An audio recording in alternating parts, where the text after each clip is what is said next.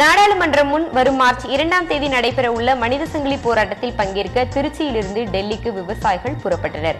காவிரி மேலாண்மை வாரியம் மற்றும் காவிரி நீர் பங்கீட்டு ஒழுங்காற்று குழு அமைக்க வேண்டும், மேகதாது அணை கட்டுமான பணியை தடுத்து நிறுத்த வேண்டும், ஜல்லிக்கட்டை தொடர்ந்து நடத்த ஏதுவாக சட்ட திருத்தம் வேண்டும் என்பன அவர்களது கோரிக்கைகள்.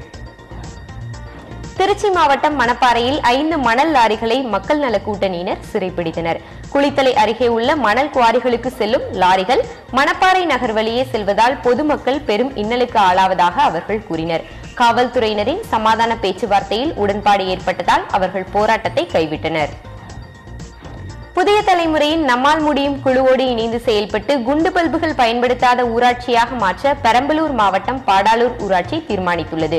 ஊராட்சி தலைவர் வேல்முருகன் அதற்கான தீர்மானத்தை முன்மொழிந்தார். புதிய தலைமுறை தொலைக்காட்சியின் நம்மால் முடியும் குழுவோடு இணைந்து மின் சிக்கனம் குறித்து விழிப்புணர்வு நிகழ்ச்சிகளை நடத்தவும் வீடு வீடாக சென்று விளக்கவும் முடிவு செய்யப்பட்டது. அரியலூர் மாவட்ட ஆட்சியர் அலுவலகத்தில் நடைபெற்ற குறைதீர்ப்பு கூட்டத்தில் பங்கேற்ற விவசாயிகள் தொடர் மழையால் சேதமடைந்த பயிர்களுக்கு இழப்பீடு வழங்குமாறு கோரிக்கை விடுத்தனர்.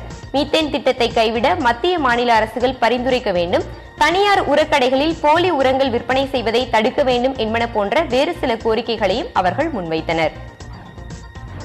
சைவ மதத்தின் புனித தலமாக கருதப்படும் திருவாரூர் தியாகராஜர் கோயிலில் பங்குனி உத்திர திருவிழா கொடியேற்றத்துடன் கோலாகலமாக தொடங்கியது. இதில் ஏராளமான பக்தர்கள் கலந்து கொண்டு சுவாமி தரிசனம் செய்தனர்.